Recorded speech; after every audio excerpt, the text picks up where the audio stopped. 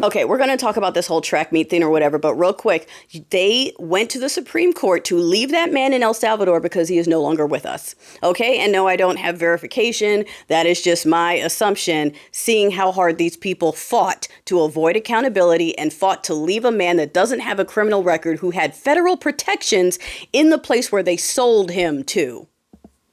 Okay, his life was in danger in that country. We sent him back there and he's probably no longer with us. He has a wife and child in this country. We sold him there. He's no longer with us most likely, and now the administration's trying to cover it up. Yes, they also don't want anyone coming back so they can testify as to how they're being treated, because they're being treated the way Izzy treats Pally folks that they take. Same thing.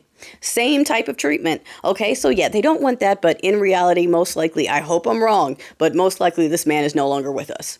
And I hope that the ladies who were freaked out about this understand that our government will accidentally send you somewhere and then appeal to the Supreme Court to leave you there to rot. Doesn't matter if you had wife, kids, what religion you were, none of that matters, okay? And for any other demographic that hasn't been hit by this, because these are narcissists, which means they love to bite the hands that feed them. So the boomers are pissed because they're losing their 401ks and retirements, and you're seeing all these tweets about how upset they are. Darling, you're just another one on the checklist. Every group that supported this dude is going to get hit one way or another, and he's going to laugh while he does it. So if it hasn't been you yet, get ready, because he's coming. Now, circling back to this, I believe it was a track meet, but don't quote me. I said I didn't really want to talk about it because I knew the MadHatters were going to sink their teeth in it and try to make something of it. The person who passed away, that one's family came forward and said, please don't make this racial. This is not racial, which means Red Hatters doubled down on sinking their teeth into it and making it purely racial, except for the problem was the person who passed away started it. So now they're doing that thing where they're coming up with all the other excuses as to why just blacks shouldn't exist, why blacks should take orders from any white person who says something, why blacks don't belong here or there. Like, that's where we are. Okay. So super nutshell, and y'all can correct me in the comments, but essentially was what? A track meet, football game, something, right? And the gentleman of color was they said he was on the wrong tent or whatever, but for anyone that's gone to a high school game or meet, everyone's walking everywhere. All right. You're not staying on the side that you represent. You're walking over there. You're talking to the girls over there, the dudes over there. Maybe you're going over there to tease your friend at the other school. It's not segregated. It's not team A, team B, and never the two shall meet. Okay. When is the last time you went to a game? All right. Anyway, or a meet or whatever. So that's just number one. Goes to show these people have any excuse. But then, all right. So gentleman of color was over there, and two boys, so it was 2-on-1, told him he needed to get out of there, he needs to leave, and not because he was on the wrong side. They were being rude and nasty, okay?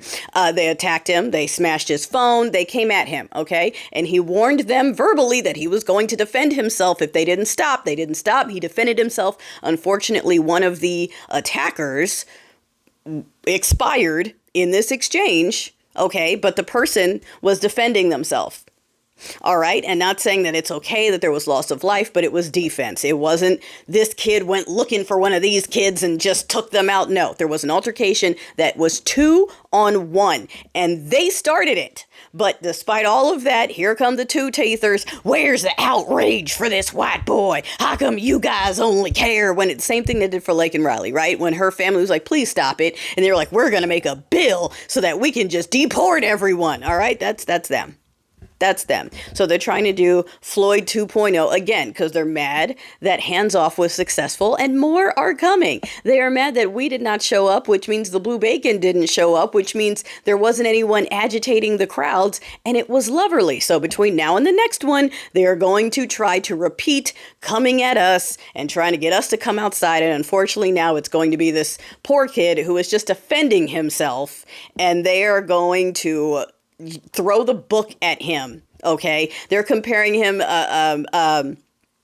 or they're trying to make comparisons with the criminal. Remember the guy on the subway who took out a homeless person who was just having a medical issue, like a mental breakdown, and he went out of his way. He takes off his AirPods and go chokes out someone who wasn't doing anything. He was just freaking out. He was having an episode, didn't harm anyone. His life was taken, and our government gave him praise. Our government gave him skybox seats. Our government, I believe, pulled him out of jail and gave him accolades. All right, just like Rittenhouse, right? They gave him a book tour. They treated him like a celebrity for taking out civilians. But when we defend ourselves, 20 years under the jail. How dare he?